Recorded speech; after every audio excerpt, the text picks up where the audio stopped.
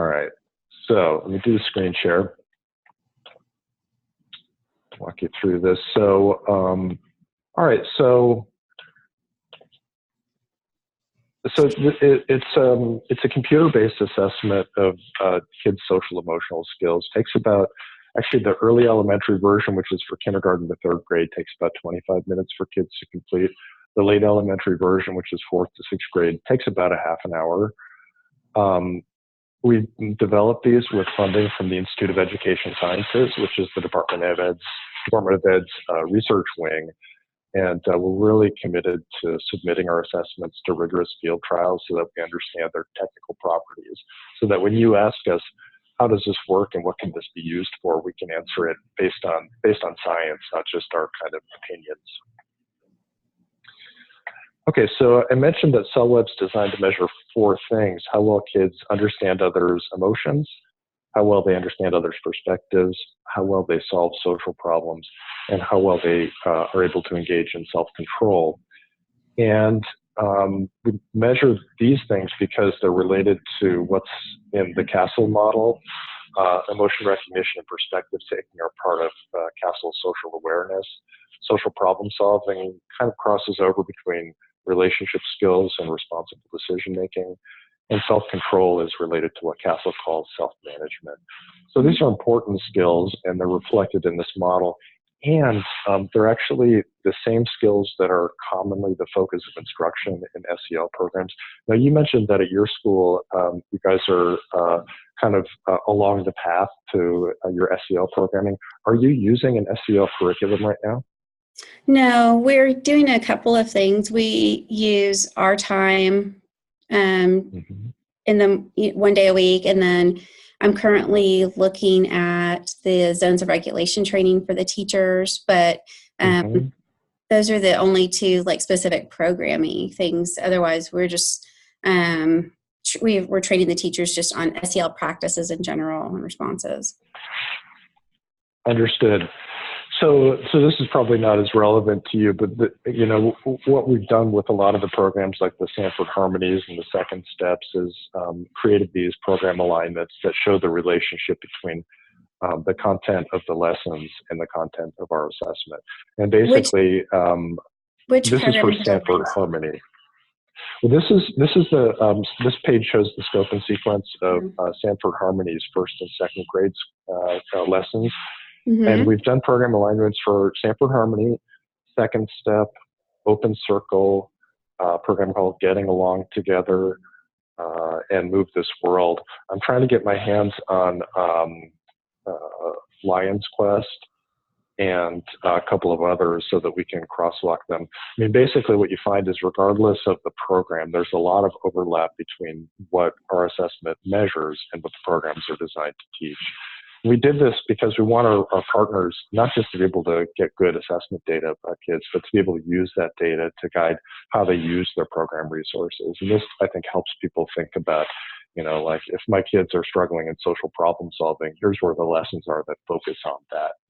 Yeah. Yeah. So I'll skip this just to give you a couple screenshots. CellWeb uses direct assessment, which means we want kids to demonstrate what they know, not tell us what they know, and not have a teacher tell us what they think the child knows. So for example, to measure how well kids understand others' emotions, we show them faces and ask them to say what the person's feeling from their facial expression. That's for the early elementary.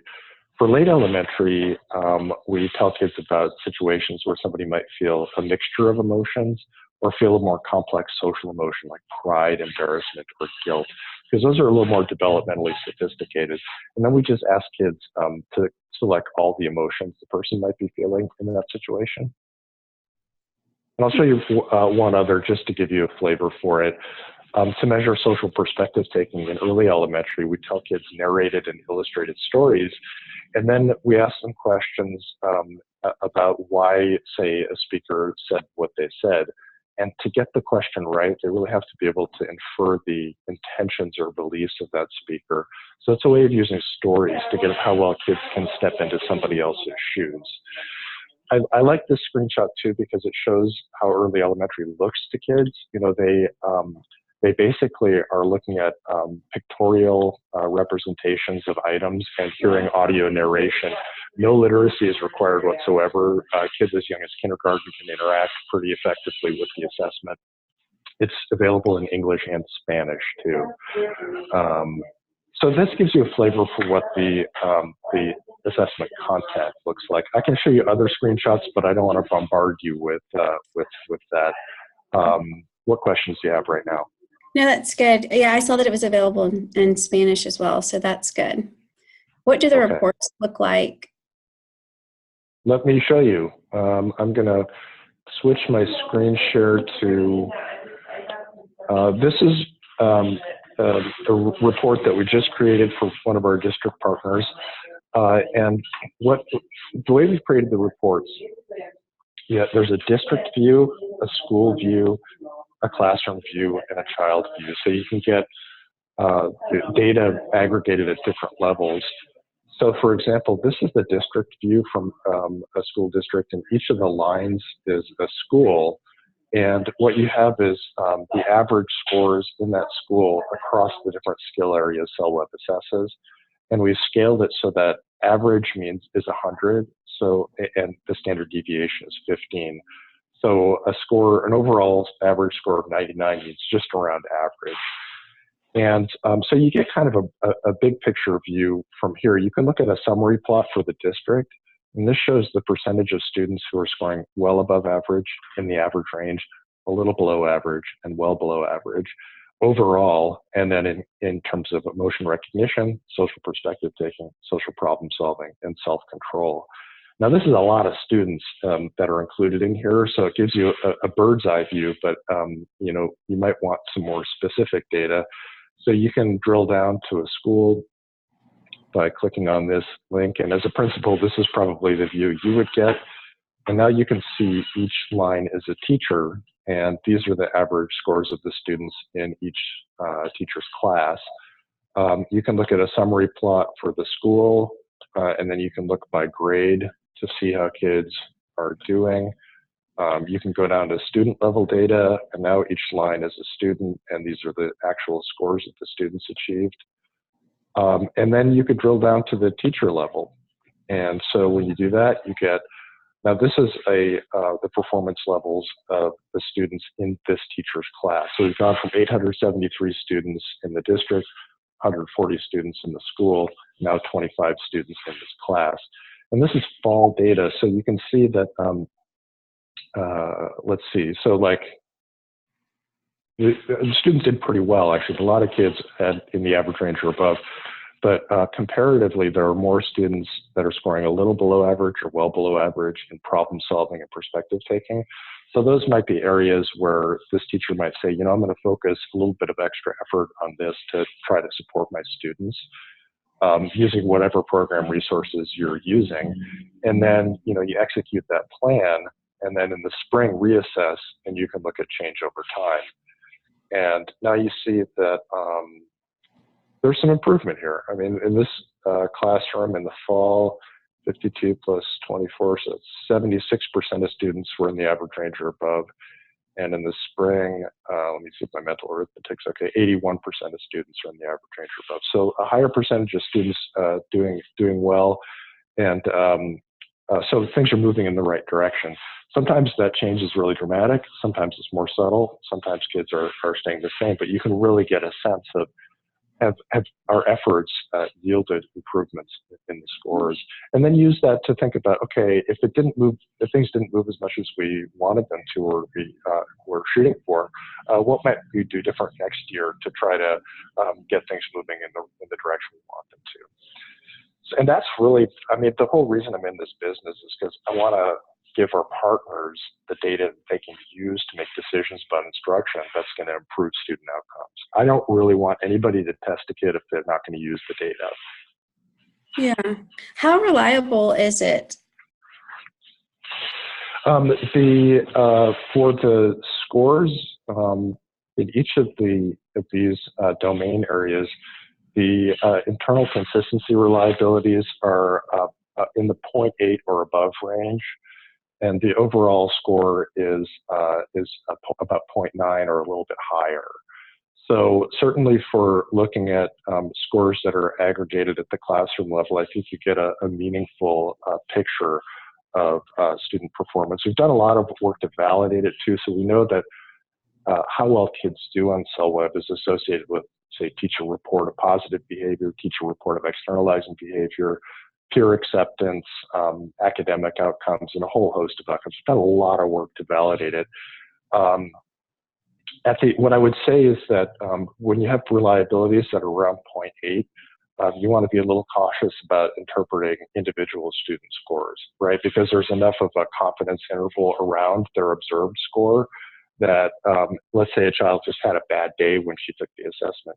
You wouldn't want to come to a firm conclusion that they had a skills deficit based on that score. That's part of the reason that we've actually focused more on kind of these aggregated performance plots rather than focusing overly on individual scores, because we feel as though this is specific enough data that you can act on it, but there's no risk that a child would be inadvertently stigmatized based on their performance.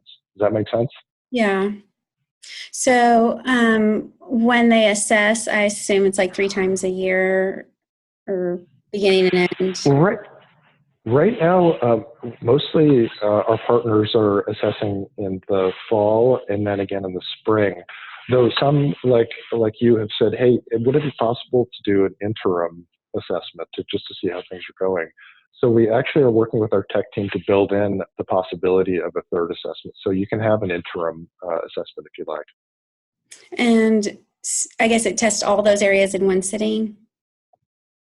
Well, okay, one sitting is certainly an option, but let's say you didn't have a half-hour block, or with the little kids, you wanted to break it up because you didn't want their performance to be affected by their attention span.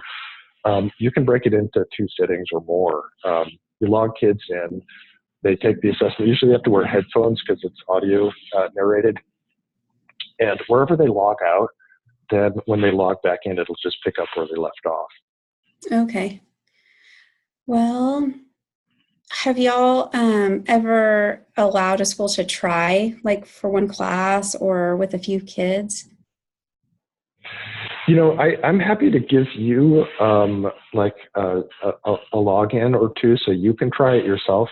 I find that giving it to a school to try for like just a few kids or one class doesn't really help make the decision all that much, because the real power in the assessment is in having data available school-wide or district-wide. You know, you can see that we've created these reports that give different views, and if only one classroom has done it or only a handful of kids have done it, you get a sense of how well the assessment can work, but I don't think you get much of a sense of how well the data can help you with your planning. So generally we don't. But if you said to me, we absolutely have to before we can make a decision, well, I'm open to talking about that. But I would just say with the asterisk that you don't really get a full sense of it just by assessing a few kids or a classroom. Mm-hmm. Well, that makes sense. It's just assessing students' social emotional levels is something I want to be really cautious about. And but I liked the idea of, instead of it just being a teacher checklist, that they actually have some doing of the assessment. So I'd love to go over the information that you send me more. To my superintendent about it. That sounds great. Great. What other questions do you have? That's all I've got. Okay, that sounds great. Well, I will, if I succeeded, I actually recorded this, and I'll send you a link to the recording. Great. But regardless, I'll send you the materials that I described, and you can take a look and let me know what you think. Okay, Clark, thank you so much. It was nice to meet you. Thanks for your interest. Thank you. Bye-bye. Bye-bye.